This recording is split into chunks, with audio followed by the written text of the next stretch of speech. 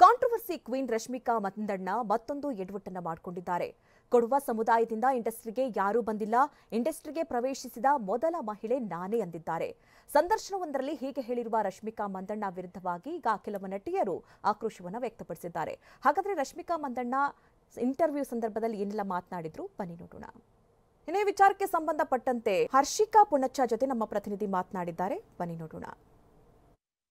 ನಮ್ಮ ಸ್ಯಾಂಡಲ್ವುಡ್ ನಟಿ ಹರ್ಷಿಕಾ ಪುಣಾಚ್ ಅವರು ಕೂಡ ಕೊಡೋ ಸಮುದಾಯದಿಂದ ಬಂದಂತರು. ಸೊ ಹಾಗಾದ್ರೆ ಈ ಸಿನಿಮಾ ಜರ್ನಿ ಬಗ್ಗೆ, ಹಾಗೆ ಸಿನಿಮಾ ಇಂಡಸ್ಟ್ರಿಗೆ ಬರೋದ್ರ ಬಗ್ಗೆ, ನಟಿಯರ ಸಾಧ್ಯತೆಗಳು ಹೆಂಗಿರುತ್ತೆ ಅನ್ನೋದ್ರ ಬಗ್ಗೆ ಮಾತಾಡೋಣ. ರಶ್ಮಿಕಾ ಅವ್ರ ಬಗ್ಗೆ ಮಾತಾಡ್ಸೋಣ. ಮೇಡಮ್, ನಿಮ್ಮ ಫಸ್ಟ್ ರಿಯಾಕ್ಷನ್ ರಶ್ಮಿಕಾ ಅವರು ಹೇಳಿರ್ತಕ್ಕಂಥ ಹೇಳಿಕೆ ಬಗ್ಗೆ ಏನ್ ಅನ್ಸುತ್ತೆ ಅಂತ? ನಾನು ಖಂಡಿತ ಏನ್ ಹೇಳಕ್ ಇಷ್ಟಪಡ್ತೀನಿ ಅಂದ್ರೆ ಜಗಿನವ್ರೆ, ಈಗ ನಮ್ಮ ಸಿನಿಮಾ ಇಂಡಸ್ಟ್ರಿಯಲ್ಲಿ ಒಂದು ಆ ಮಟ್ಟಕ್ಕೆ ಒಂದು ಹೆಸರು ಮಾಡ್ತಾ ಇರೋ ನಟಿ ಈಗ ಸದ್ಯಕ್ಕೆ ಅಂತ ಹೇಳಿದ್ರೆ ರಶ್ಮಿಕಾ. 1,000 ಕೋಟಿ ಸಿನಿಮಾದ ಒಂದು ಕಲೆಕ್ಷನ್ ಆಗಿದೆ ಅವರು ಎಲ್ಲ ಸಿನಿಮಾಗಳು ಸೇರಿ, ಅದು ಪುಷ್ಪ ಆಗಲಿ, ಆನಿಮಲ್, ಇದೆಲ್ಲ ಸೇರಿ ಅವರಿಗೆ ಒಂದು 1000 crores ಕಲೆಕ್ಷನ್ ಬಂದಿದೆ.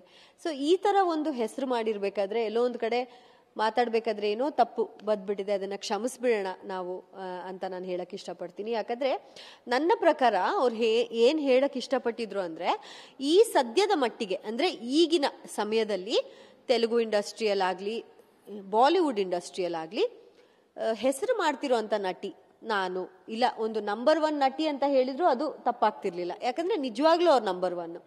ಮೊನ್ನೆ ಕೂಡ ಯಾವುದೋ ಒಂದು ಜಿ ಸಿನಿ ಅವಾರ್ಡ್ಸ್ ನೋಡಿದೆ, ಅಲ್ಲಿ ಅನನ್ಯ ಪಾಂಡೆ ನೆಕ್ಸ್ಟ್ ರಶ್ಮಿಕಂದು ಪೋಸ್ಟರ್ ಹಾಕಿರ್ತಾರೆ ದೊಡ್ಡದಾಗಿ. ಹೆಮ್ಮೆ ಅಲ್ವಾ ಸರ್? ನಮ್ಮ ಕರ್ನಾಟಕದಿಂದ ಹೋಗಿರೋ ಒಂದು ಹೆಣ್ಮಗು ಬಾಲಿವುಡ್ ಅಲ್ಲಿ ಇರೋಂಥ ಎಲ್ಲ ಅಂದ್ರೆ ಅವರ ಫ್ಯಾಮಿಲಿ ಜನರೇಷನ್ ಸಿನಿಮಾ ಮಾಡ್ಕೊಂಡು ಬರ್ತಾರೆ.